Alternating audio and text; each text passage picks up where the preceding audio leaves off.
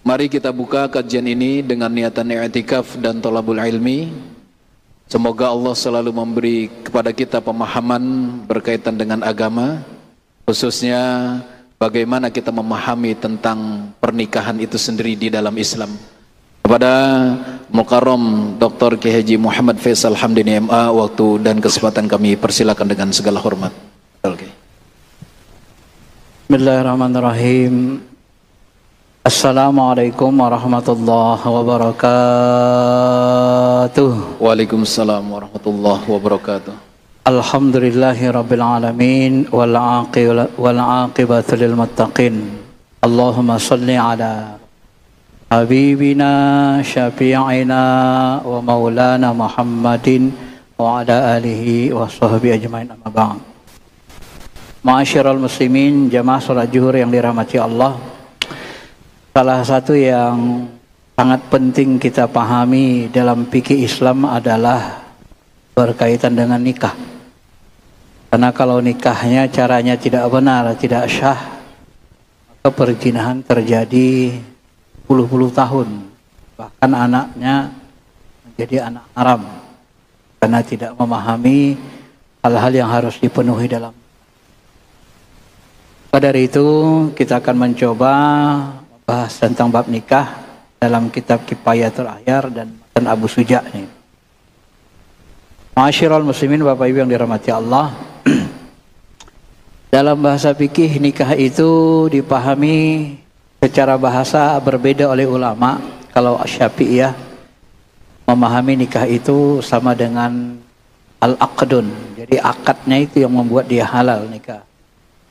Kalau Imam Hanafi lebih cenderung kepada al-wati'. Wati, campurnya itu yang disebut dengan nikah.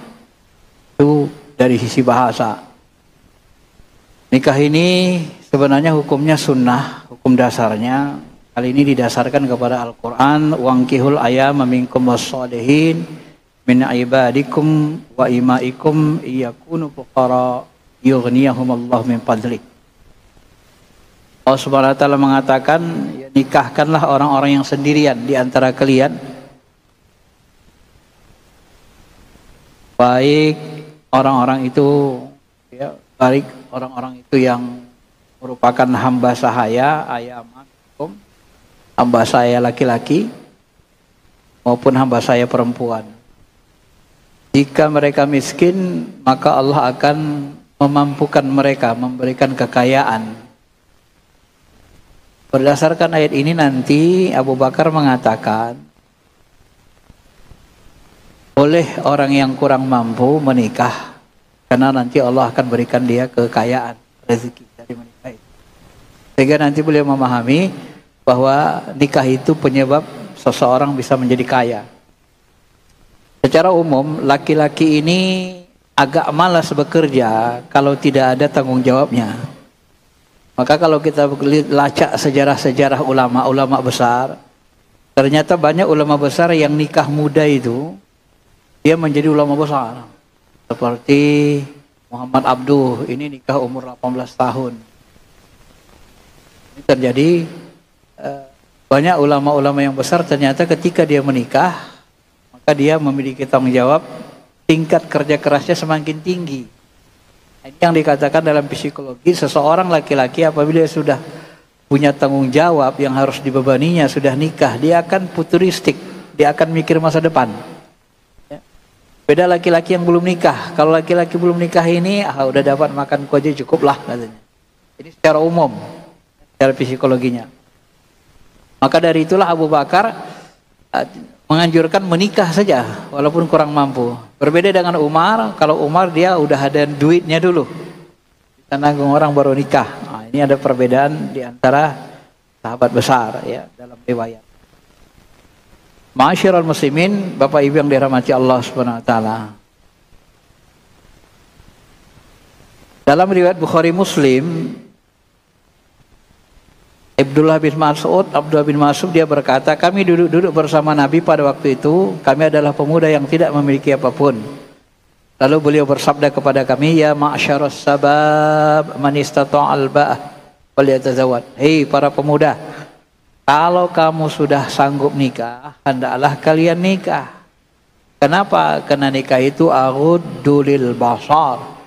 Kalau orang nikah maka dia lebih gampang menahan pandangannya.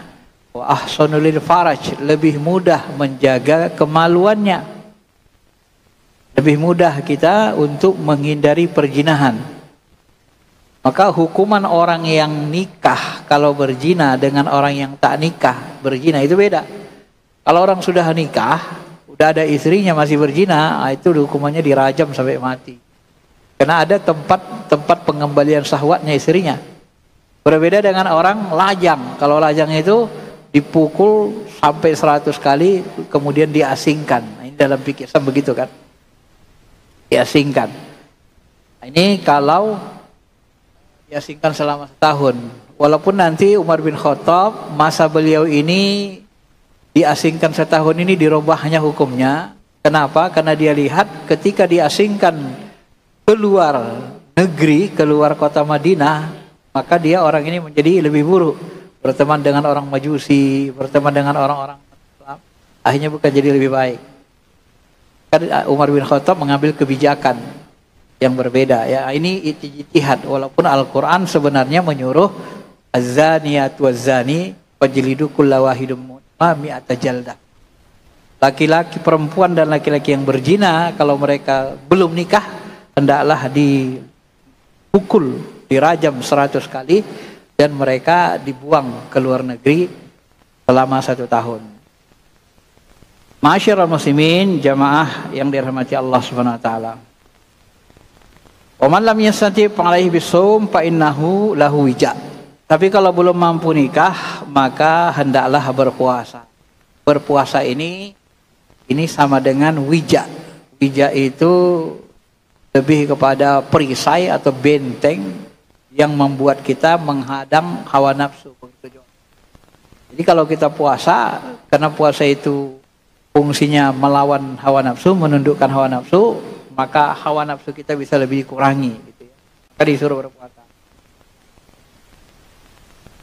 Maka di sini ulama Syafi'iyah mengatakan yang dimaksud dengan ba'ah di sini mampu adalah mampu berjima, mampu berhubungan suami istri dan juga mampu secara ekonomi, ya, memiliki biaya pernikahan.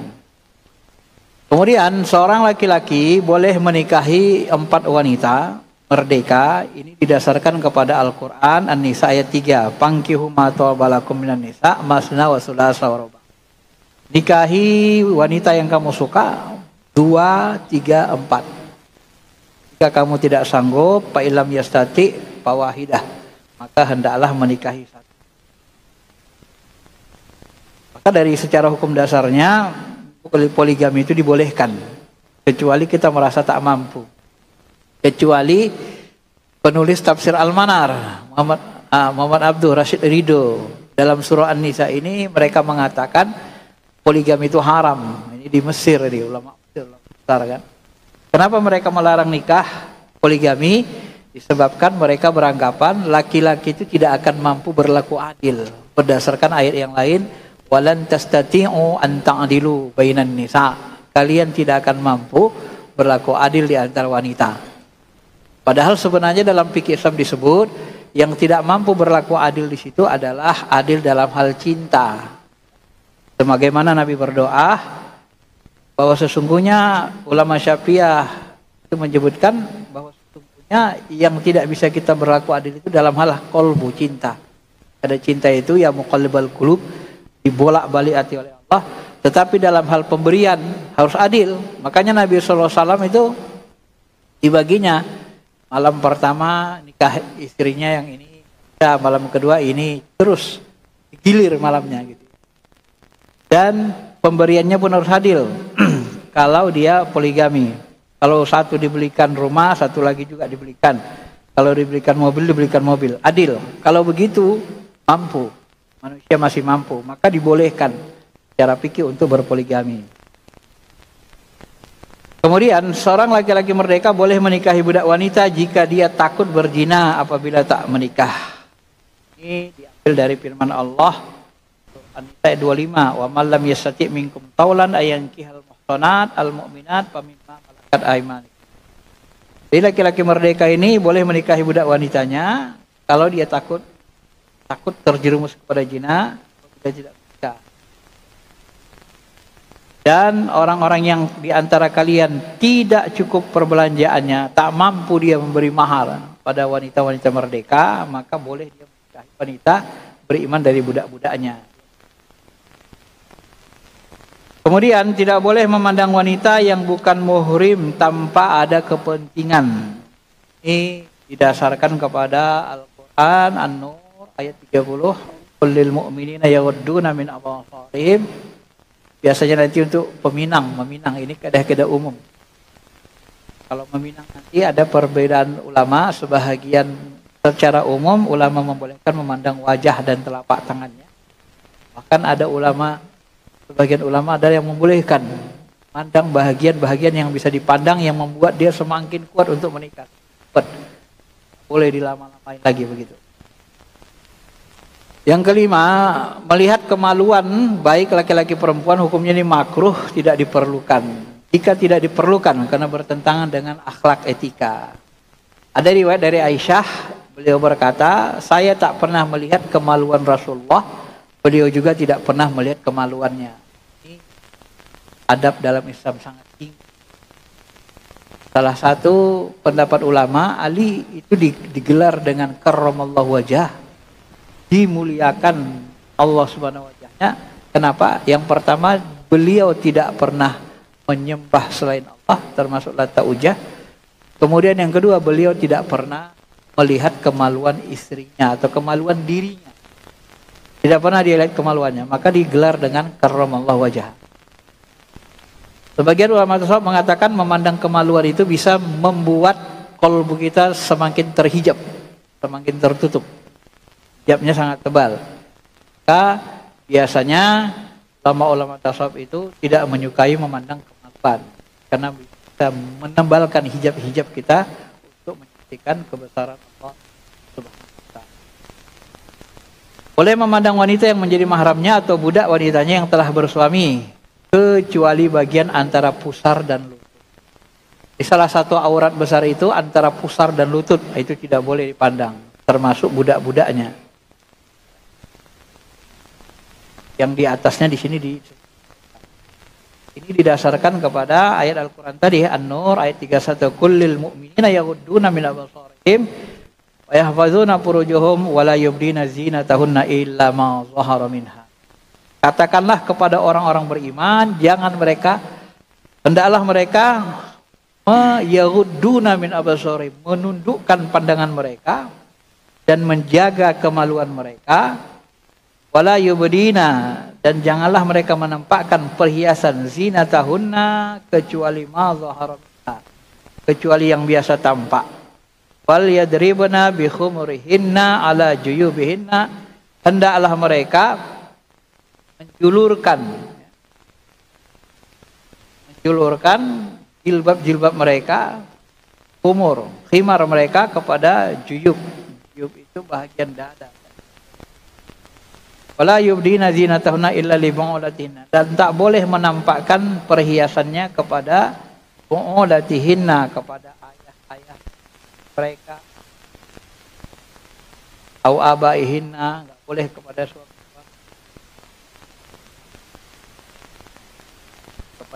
mereka, ayah-ayah suami mereka enggak boleh, au abai ibunya, au banainya, kepada anak-anak. Tuhan sangat beretika juga ketika Allah Subhanahu wa ta'ala melarang. Zina tahunna, aurat itu disebut zina tahunna, perhiasan. Ma'asyiral muslimin, jamaah salat zuhur yang dirahmati Allah Subhanahu wa ta'ala. Idza jawaja ahadukum abduhu amatahu fala yanzuru ila auratiha. Jika salah seorang di antara kalian menikahkan budak laki-lakinya dengan budak perempuannya, jangan ia melihat aurat budak perempuan itu. Tetap tidak boleh ya. Dalam riwayat lain, jangan melihat apa yang berada di antara pusar dan di atas lutut. Mengenai memandang wanita untuk dinikahi, Imam Bukhari dan Muslim meriwayatkan dari Sahal bin Sa'ad bahwa seorang wanita mendatangi Rasulullah SAW berkata, wahai Rasulullah, saya datang untuk mempersembahkan diriku kepadamu. Rasulullah SAW melihatnya, beliau melihat bagian atas dan bawah serta memikirkannya. Dan beliau terdiam, menundukkan kepalanya. Ini menunjukkan bahwa Nabi SAW tidak melihat seluruhnya, lihat bagian atasnya kepalanya, kemudian dilihat bagian kaki. Lalu beliau menundukkan diri. Ini salah satu dalil. Dari Abu Hurairah, dia berkata, saya berada di samping Nabi SAW, kemudian seorang laki mendatanginya dan memberitahukannya bahwa dia menikahi seorang wanita Ansor. Rasulullah SAW bertanya, apakah engkau telah melihatnya? Orang itu menjawab, belum. Beliau bersabda, pergilah dan lihatlah, sesungguhnya di mata orang-orang Ansor ada sesuatu. Maksudnya berbeda dengan mata orang lain, sehingga mungkin saja hal itu tidak membuatnya tertarik. Artinya memang kalau mau nikah itu memang kita harus sangat dianjurkan melihat wajah. Salah satu membuat Nabi membahasakan wanita ini termasuk bahagian dari mata'ud dunia, surga dunia, kenikmatan dunia, kebahagiaan dunia. Dan ciri wanita solehah itu apabila dia dipandang suaminya, dia menyenangkan baginya. Artinya walaupun wanita ini wajahnya dalam secara umum tabiatnya kita berbeda-beda, menurut si A itu menyenangkan, menurut kita tidak. Nanti menurut kita menyenangkan, menurut si B tidak. Ini bisa jadi berbeda gitu. Maka kita dianjurkan untuk memandang. Apakah kita senang melihat wajahnya? Kalau kita sudah senang, itu awal dari kebahagiaan. Karena wanita yang membahagiakan itu kalau dia dipandang, dia menyenangkan. Kalau dia perintah, dia mentaati. Syarat pertama itu yang awal untuk membahagiakan itu ya kita lihat dia senang, kita senang melihatnya. Itu tergantung, ini subjektif kan. Cantik di mata laki-laki itu bisa subjektif. Maka versi kita lah, kalau kita melihat menyenangkan, nah itu cocok, itu awal. Kalau melihatnya aja kita sudah nggak senang, nah ini ibarat rumah tangga nanti banyak berantakannya. Kenapa? Karena kita selalu bertatapan melihat istri kita kan. Kalau lihatnya aja sudah tidak senang, maka ini dikhawatirkan nanti tidak baik di rumah tangga. Masyiral muslimin, karena itulah Nabi menyuruh melihatnya. Riwayat Tirmizi juga dikatakan, dia melamar seorang ya, Al-Mughirah bin Al-Su'bah, dia melamar wanita. Lalu dia berkata kepada Nabi SAW. Lalu Nabi bersabda kepadanya, lihatlah dirinya karena hal itu lebih layak untuk melanggengkan di antara kalian berdua. Ini sudah diberikan indikasi Nabi. Lihat dulu orangnya, perhatikan. Kalau kamu senang, itu bisa melanggengkan. Kalau lihatnya aja kita udah nggak suka, dia pun udah nggak suka lihat kita, ini awal dari kerusakan. Masyiral muslimin, jamaah yang dirahmati Allah Subhanahu. Adapun melihat wanita karena untuk mengobati, hadis Muslim meriwayatkan dari Jabir, Ummu Salamah meminta izin kepada Rasulullah SAW, lalu memerintahkan Abu Thaibah untuk membekamnya. Kalau untuk mengobati boleh lihat bagian-bagian yang diperlukan. Tetapi ulama fikih mensyaratkan ketentuan ini dengan syarat ada mahramnya atau suaminya. Tak ada wanita yang bisa mengobatinya. Jadi kalau masih ada pula dokter wanita, dokter wanita sangat dianjurkan. Kalau dokter wanitanya nggak ada, maka kita sebaiknya wanita mencari dokter wanita. Kalau sudah tidak ada, baru dibolehkan laki-laki, dokter laki-laki. Dan yang dilihat sewajarnya saja, yang diperlukan saja. Tak ada seorang muslim maka tidak memenuhi selainnya untuk berobat. Tak ada seorang muslim tidak menemui lainnya. Tak menemukan dia. Boleh memandang wanita untuk kesaksian atau kebutuhan muamalah sebatas pada wajah saja. Hal ini jika memang perlu memandang, di mana dia tidak bisa dikenali kecuali dengan memandangnya. Maka dari sinilah nanti ulama Syafi'iyah sepakat bahwa wajah dan telapak tangan itu tidak bahagian dari aurat. Maka tidak secara umum ya Syafi'iyah itu tidak mewajibkan cadar. Karena diperlukan sekali untuk mengenali wanita itu satu sama lain. Karena cadar itu sebenarnya diperuntukkan lebih kepada untuk menutup fitnah, supaya jangan terjadi fitnah. Karena di antara manusia ada yang kalau lihat wanita cakep dia langsung gemetaran.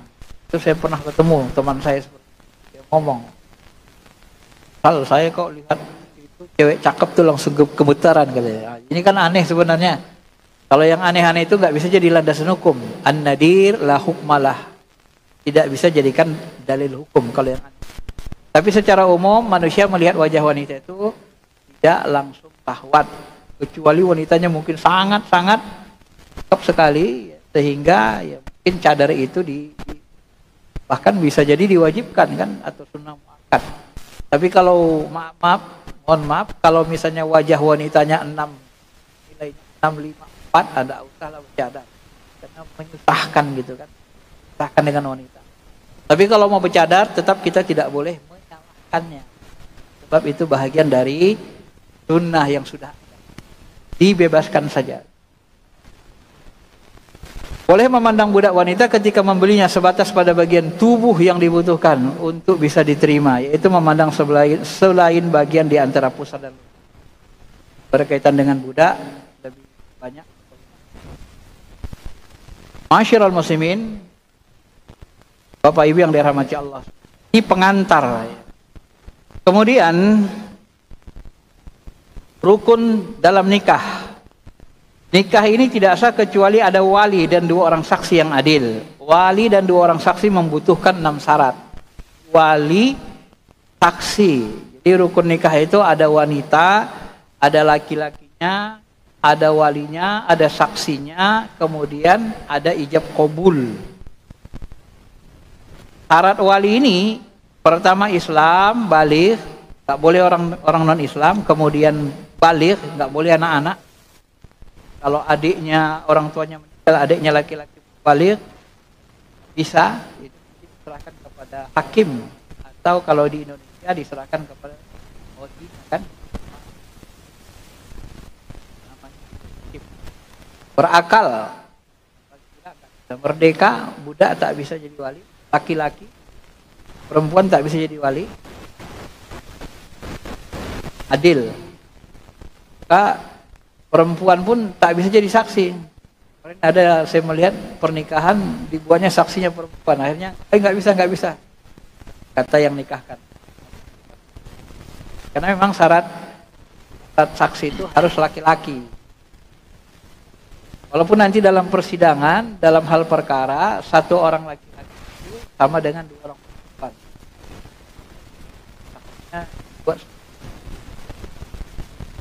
Namun demikian pernikahan yang dilakukan orang non-Islam, wanita kafir, jimmi, tidak membutuhkan keislaman walinya. Pernikahan budak wanita juga tidak membutuhkan adilnya seorang majikan. Kalau budak dia atau kalau wanitanya non-Islam, kafir, walinya enggak mesti Islam. Mereka kan bebas dari hukum. Mereka tidak. Wali paling utama adalah ayah, kemudian kakek dari jalur ayah, kemudian saudara laki-laki seayah seibu. Kemudian saudara laki-laki seayah, kemudian saudara laki-laki dari saudara laki-laki seayah seibu. Kemudian anak laki-laki dari saudara laki-laki seayah, kemudian paman, kemudian laki-laki paman berdasarkan urutan ini. Masyiral muslimin, Bapak Ibu yang dirahmati Allah. Adapun dalil di mana wali dan saksi ini harus orang yang adil, ini dikatakan Nabi SAW dalam hadis, la nikaha illa biwaliyi wa syahidai adalin. Tidak sah nikah kecuali dengan wali dan saksi yang adil. Apa yang dimaksud dengan adil? Ini harus saya jelaskan, karena kalau orang tidak belajar fikih nanti tidak paham dia apa yang maksud adil. Adil di dalam fikih itu adalah orangnya beriman, tidak fasik, tidak pelaku dosa. Kalau pelaku dosa besar itu tidak disebut adil. Pelaku dosa besar apa itu? Apa itu? Orang yang tak sholat. Maka sebenarnya yang kita khawatirkan, kita menjadikan orang tua kita menjadi saksi atau menjadi wali, sementara orang tua kita itu sering meninggalkan sholat. Makanya ini jadi masalah dalam kehidupan. Kalau mazhab Syafi'i tidak sah kalau orang tua kita sering ninggalin sholat, dianggap fasik, tidak adil. Coba bayangkan itu. Ini problem sebenarnya. Tapi biasanya orang yang di P3K itu yang bagian menikahkan itu Mereka kadang-kadang kan nggak periksa itu orang tua kita, rajin sholat apa enggak kan, yang tahunya kan kita. Sebenarnya kalau dalam mazhab Syafi'i tak sah. Susah jadi orang tua Pak ya. Kalau nggak sholat, sering bolong-bolong sholatnya, fasik, dosa besar, tak bisa menikahkan anak. Ngeri sebenarnya. Kalau tak sah gimana? Itulah jadi begini. Ini yang khawatir kita Pak. Harus diperhatikan supaya orang tua juga harus rajin sholat. Kalau bahasa saya, kalau anaknya mau nikah seminggu atau sebulan mau nikah, udah tobatlah betul-betul. Jangan lagi ninggalin sholat. Karena nanti mau jadi wali, kan gitu. Masyarul muslimin, Bapak Ibu yang dirahmati Allah SWT. Itu dimaksud dengan adil dalam fikih ya. Bukan adil itu dalam bahasa utul, memberikan sesuatu sesuai tempatnya, bukan begitu ya. Adil dalam fikih itu orangnya tidak berdosa besar, tidak fasik. Itu yang dimaksud dengan baik, kita tidak salah paham. Ini hadis yang mengatakan tidak sah nikah kecuali dengan wali dan saksi yang adil, dua saksi yang adil. Saksi yang adil, wa maka min nikahi ala ghairi dzalik bahwa batil. Siapa yang nikah tidak pakai keduanya itu, tidak ada walinya, tidak ada syahidnya, maka nikahnya batil. Kecuali nanti janda. Janda ini ada perbedaan ulama. Kalau Imam Syafi'i janda katanya tak usah pakai wali, karena janda lebih berhak. Kalau bukan janda itu harus dinikahkan walinya. Ini diriwayatkan hadis Abu Hibban. Dia berkata tidak sah nikah dengan dua orang saksi yang tidak adil. Abu Daud, Tirmizi meriwayatkan dari Abu Musa Asy'ari, Rasulullah SAW bersabda tidak sah nikah kecuali dengan wali, dan wali itu dimaksud adalah wali yang adil. Darul Qutni juga meriwayatkan dari Abu Hurairah, seorang wanita tidak sah menikahkan wanita lainnya, seorang wanita juga tidak sah menikahkan dirinya. Tidak boleh nikahkan dirinya ya. Lagi ada walinya. Abu Hurairah mengatakan, kami mengatakan wanita yang suka menikahkan dirinya atau menikahkan dirinya, ini kami anggap sebagai pelacur. Wal mu'minuna wal mu'minatu ba'duhum awliya'u ba'd. Kenapa orang beriman bukan orang fasik yang dijadikan wali? Ini salah satu dalilnya. Orang beriman laki-laki dan perempuan menjadi wali aulia bagi sebahagian mereka. Bagaimana kalau tidak ada walinya? Maka penguasa boleh menjadi wali dalam pernikahan jika pihak keluarga yang menjadi asobah dalam hal waris tidak ada. Tak ada lagi walinya, maka fal sultan waliyum malla waliyalah. Kata Nabi, maka sultan, penguasa atau yang ditugaskan oleh pencatat pernikahan sebagai wali, dialah menjadi walinya. Ini hadis Abu Daud, Tirmizi dan lain. Kemudian tidak boleh melamar perempuan yang masih iddah kecuali dengan bentuk sindiran. Dalam Quran disebut wala junah alaikum fima radtum bihi min khitbatin nisa. Jangan kamu mengkhitbah, meminang wanita. Sementara wanita itu masih dalam keadaan iddah. Karena dia masih suaminya meninggal baru 1 minggu, enggak boleh kita pinang kecuali dengan sindiran. Sindiran itu bentuknya misalnya gini. Kalau kita bilang, kunikahilah kau ya, nggak boleh. Tapi kalau misalnya kita sebut, andainya seorang mati, seorang wafat, kemudian ada seorang laki-laki yang menggantikan, jadi gitu kan, jadi bolehkan. Kemudian dalam fikih Syafi'i, ayah dan kakek boleh memaksa seorang gadis untuk menikah. Adapun janda, walinya tidak boleh menikahkannya kecuali setelah mencapai usia baligh dan dengan izinnya. Kalau janda dia tak boleh dipaksa, harus minta izin. Kalau anak perempuan yang belum pernah menikah boleh. Kalau dalam mazhab Syafi'i boleh dipaksa. Ini jadikan dinikah dengan apa itu? Di Nurbaya ya, yang menikah dengan secara paksa itu. Fikih Syafi'i dibolehkan karena budayanya itu kan budaya Arab wanita kan sering di rumah saja, tidak banyak tahu tentang kondisi. Tapi untuk konteks hari ini kita pahami karena fikih ini bentuknya pemahaman. Untuk konteks hari ini tidak usah dipaksa-paksa, diajak diskusi saja. Karena nanti kan yang mengalami penderitaan atau kebahagiaan itu anak itu. Kalau kita paksa dia, nanti dia tidak bahagia, kita yang diperhatikan. Apalagi dalam konteks modern hari ini, perempuan sekarang tidak sama dengan perempuan zaman dulu. Perempuan sekarang banyak yang keluar rumah keadaan dibanding perempuan. Ini didasarkan hadis Nabi sebenarnya. Saibu ahaqqu bi nafsiha mi waliha wal bikru tusta'maru idinha sukutu. Janda lebih berhak terhadap dirinya daripada walinya. Jadi janda ini nggak boleh paksa-paksa, harus izin dia. Bahkan Imam Hanafi mengatakan janda itu boleh nikahkan dirinya, nggak pakai wali karena dia lebih berhak bagi dirinya. Janda lebih berhak terhadap dirinya dari walinya, sedangkan gadis diminta pendapatnya. Izin seorang gadis diamnya. Kalau dia diam, tanda udahlah itu tanda boleh. Kalau sekarang biasanya perempuan kalau ditanya ya kemungkinan bilang ya mau gitu aja kan. Agak jarang yang diam-diam sekarang kan. Ini budaya Arab, budaya orang dulu pemalu. Sekarang lebih trennya lebih kepada transparan. Tidak gitu. Maksud diminta pendapatnya ditanya, bermusyawarah dengan gadis, seorang gadis untuk menikahkannya. Bukan perkara yang wajib, tapi sangat dianjurkan kita musyawarah. Baik, saya kira itu saja pengantar dari bab nikah ini. Kalau ada yang mau tanya silakan. Ya, baik hadirin jamaah Masjid Istiqlal dan pemirsa kanal YouTube Masjid Istiqlal yang mengikuti kajian ini. Baru saja kita telah mendengarkan paparan dari guru kita berkaitan dengan permasalahan bab nikah. Bahwa permasalahan hukum nikah penting sekali agar tercapai itu terbentuknya keluarga yang baik, kemudian juga keturunan-keturunan yang baik. Tentunya jauh daripada kata zina, itu di luar kaidah nikah yang benar.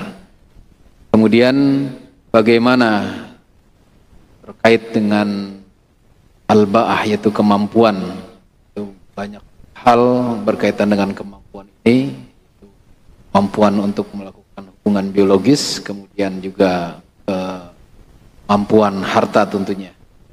Kemudian tentang adil.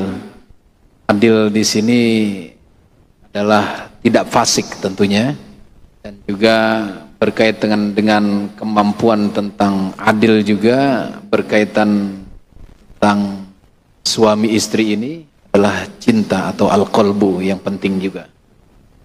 Baik, beberapa hal sudah dibahas juga berkaitan dengan rukun nikah, itu adanya pengantin pria wanita, kemudian 2 saksi, kemudian adanya wali dan ijab qabul.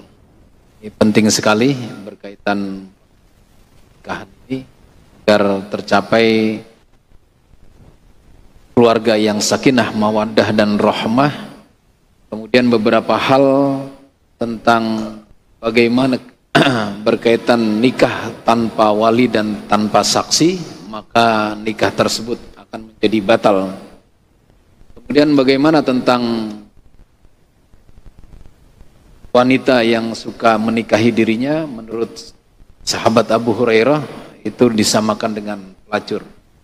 Kemudian tentang penguasa, yaitu saat sudah tidak ada lagi dari silsilah keluarga terdekat dari wanita itu, dari jalur bapaknya yang dapat menikahinya, maka penguasa atau yang ditugaskan sebagai pencatat pernikahan dapat menjadi wali, yang kita kenal dengan wali hakim. Demikian kira-kira beberapa kajian dan banyak hal lain yang tidak kita ulang kembali di dalam pembahasan ini. Mari kita kembangkan kajian ini. Bagi jamaah yang ingin bertanya, kami persilahkan. Dan kita sapa terlebih dahulu pemirsa kanal YouTube Masjid Istiqlal yang menyapa kita dari kejauhan. Ada Abu Jibril, ada Akib Karisma, ada Zelma Arheta, ada Junjuna, ada Bapak Medi Prawiro, ada Fatmawati. Mudah-mudahan semua dapat mengikuti dari kejauhan walaupun tidak menyapa tapi menyimak secara sesama kajian kita ini. Kami persilakan mungkin dari Bapak atau Ibu ya, ada yang ingin bertanya berkaitan permasalahan nikah ini. Sederhana permasalahan nikah ini tapi rumit juga karena mungkin belum pernah menjadi wali mungkin.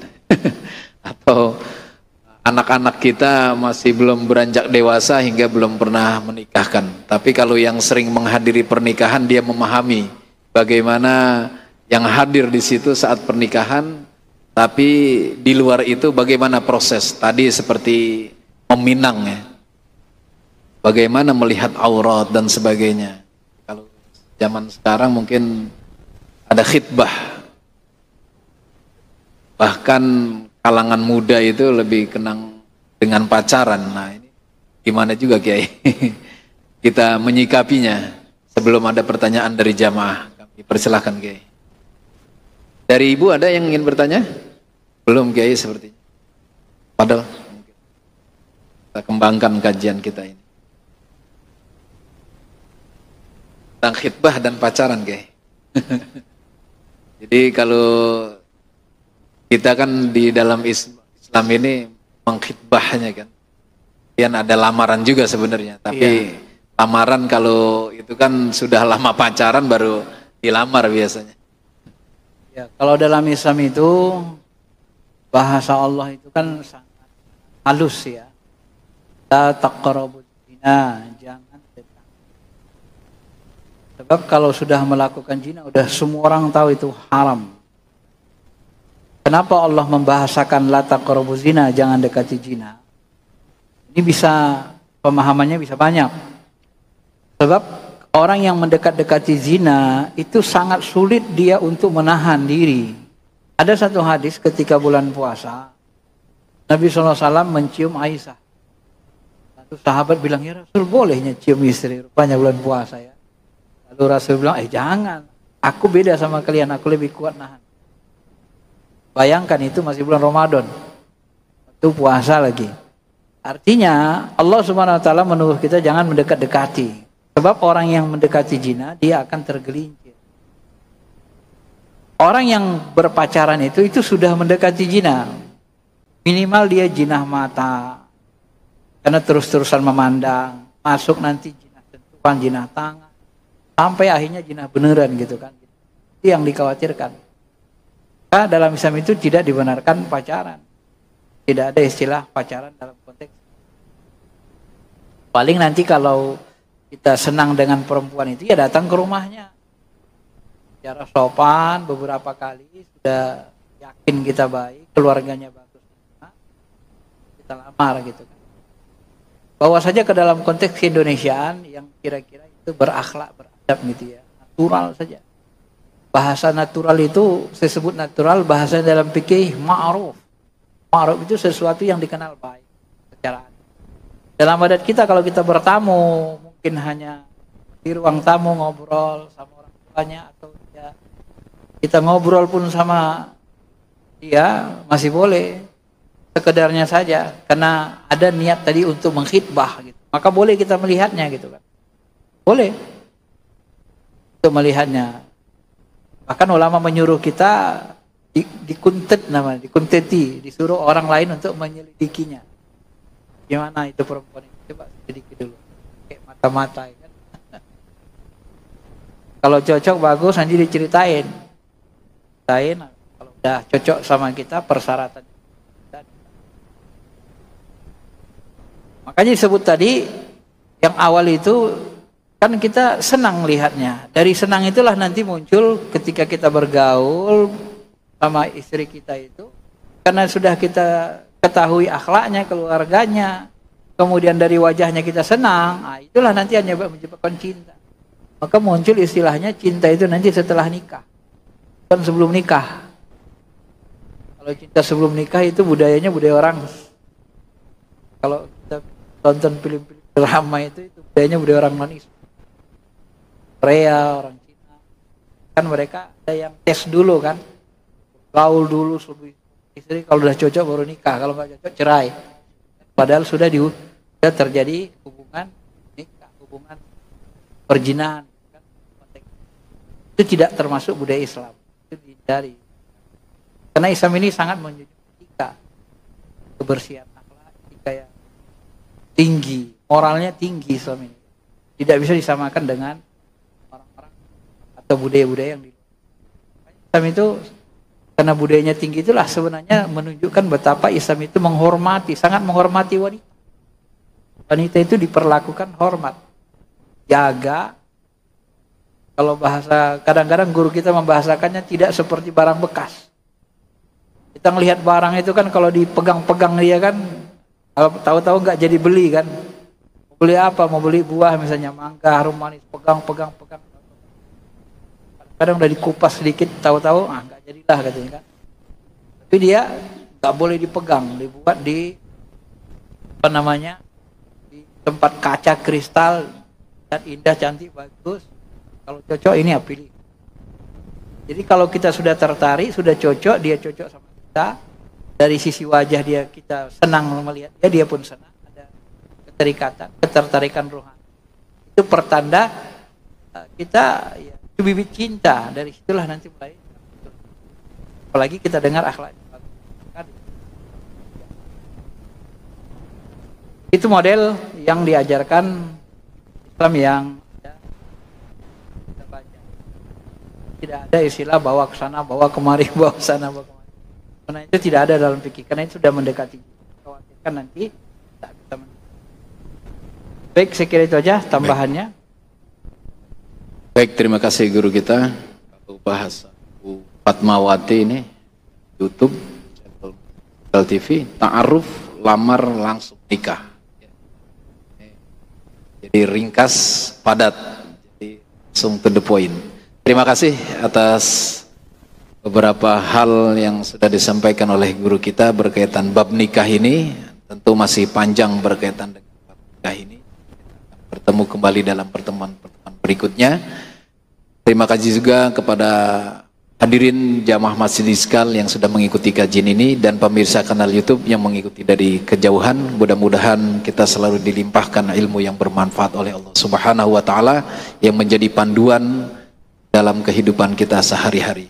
Mari kita tutup majelis ini mengingat waktu juga dengan membaca kafaratul majlis. Bismillahirrahmanirrahim. Subhanakallahumma wa bihamdika asyhadu an la ilaha illa anta astaghfiruka wa atubu ilaik. Amin amin ya rabbal alamin. Selaku pembawa acara kami mohon maaf. Akhirul kalam. Hadanallahu yakum ajma'in wa fu minkum. Wassalamualaikum warahmatullahi wabarakatuh. Waalaikumsalam. Sudah.